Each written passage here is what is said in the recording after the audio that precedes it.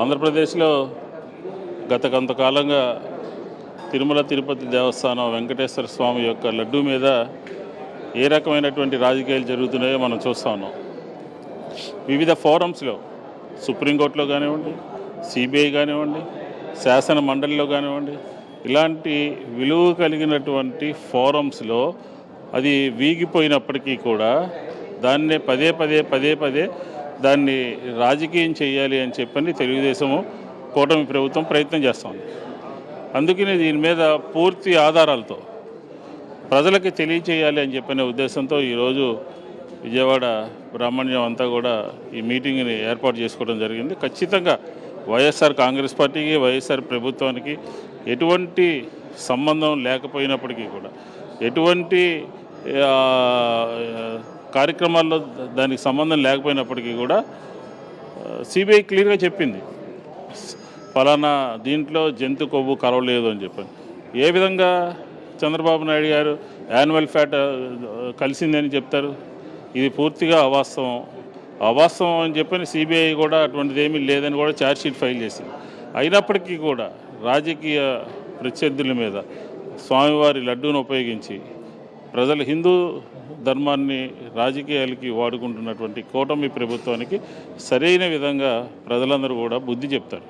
దీంతోపాటు జగన్మోహన్ రెడ్డి గారి మీద పదే ట్రోల్ చేయటము, పదే విమర్శించటము, ఒక రకమైనటువంటి లడ్డూని రాజకీయాలకు ఉపయోగిస్తూ ఆంధ్రప్రదేశ్లో కూటమి ప్రభుత్వం పూర్తిగా భ్రష్టు పట్టిపోయింది. దానికి ఉదాహరణే సిబిఐ రిపోర్ట్ కానివ్వండి, శాసన మండలిలో చర్చించకుండా వెళ్ళిపోయినటువంటి పరిస్థితి కానీ, ఇవన్నీ కూడా మనం క్లియర్గా చూస్తా ఉన్నాం. కాబట్టి ఖచ్చితంగా ఈ లడ్డూ మీద నిజాలని ప్రజలకి తెలియచేయాలని ఒక ఉద్దేశంతో ఈరోజు ప్రజెంటేషన్ ఇస్తున్నాం. ఈ రాష్ట్రంలో బ్రాహ్మణ సామాజిక వర్గానికి సంబంధించినటువంటి వారందరూ కూడా, ఈ రాష్ట్రంలో ప్రతి ఒక్కరూ కూడా దీన్ని తెలుసుకోవాలి, దీన్ని వివరించాలి, ప్రజలకి చైతన్యపరచాలి అని చెప్పిన ఒక మంచి ఉద్దేశంతో ఈరోజు కార్యక్రమాన్ని తీసుకున్నాం. ఆధారాలతో సహా ఈరోజు ఒక ప్రజెంటేషన్ ఇచ్చి ప్రజలకి తెలియజేయడం జరుగుతుందని చెప్పిన కూడా ఈ సందర్భంగా చెప్తాం.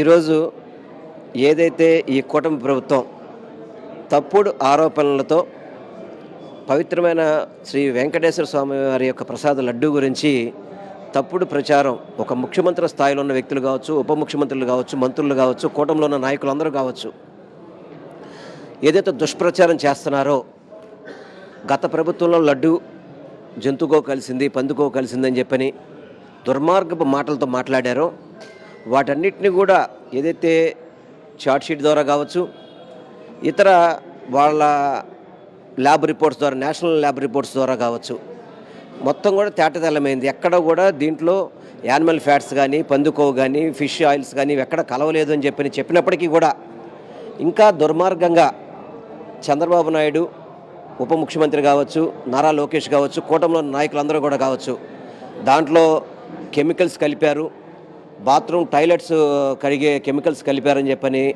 దుర్మార్గపు ఆలోచనతో తిరుమల పవిత్రతను దెబ్బతీసే విధంగా, వెంకటేశ్వర స్వామి యొక్క ప్రసాదానికి అపచారం చేసే విధంగా ఈ కూటమి ప్రభుత్వం కూటమి నాయకులు చేస్తున్న కుట్రలకి ఈరోజు హిందూ పరిరక్షణ వేదిక కావచ్చు, అదేవిధంగా బ్రాహ్మణ సంఘాలు కావచ్చు, ఆర్యవేద సంఘాలు కావచ్చు, ప్రతి ఒక్కళ్ళు కూడా గళం ఇప్పే విధంగా ఇప్పటికైనా కానీ తిరుపతి మీద దుష్ప్రచారం ఆపండి. ఏదైతే లడ్డూలో మీరు పందికోవు కలిసిందన్నారో, మీరు నియమించే సిట్టే ఆ రిపోర్ట్లో ఎటువంటి పందికోవు కానీ ఆల్మండ్ ఫ్యాట్స్ లేవన్నప్పుడు ఎందుకు ప్రజల్ని మీరు హిందూ భక్తుల మనోభావాలతో ఆటలాడుకుంటున్నారు?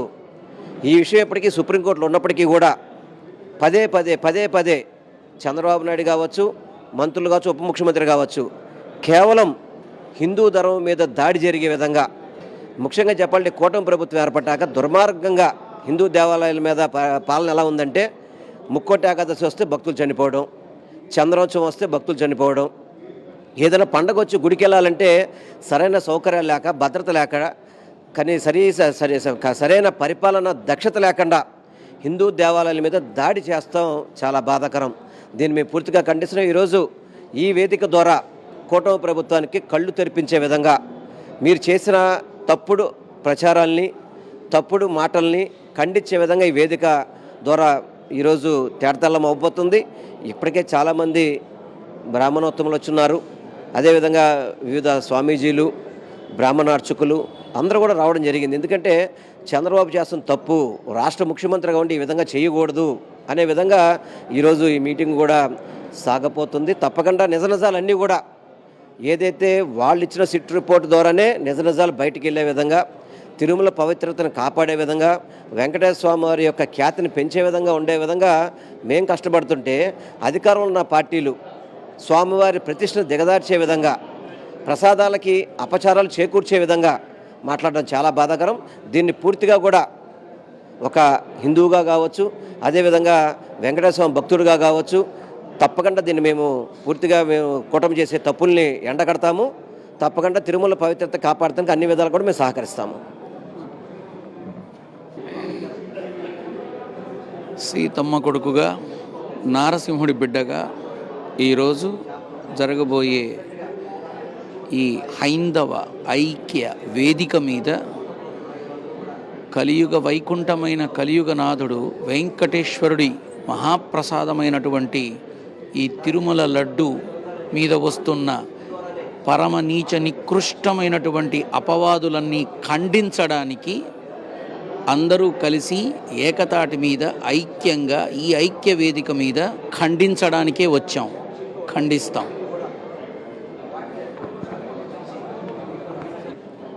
ఈ రోజున రాష్ట్ర వ్యాప్తంగానే కాకుండా ప్రపంచవ్యాప్తంగా ఉన్నటువంటి హిందూ సమాజం అంతా కూడా వెంకటేశ్వర స్వామి లడ్డూలు వివాదం, కల్తీ జరిగిందనే వివాదం మీద చర్చ జరుగుతుంది.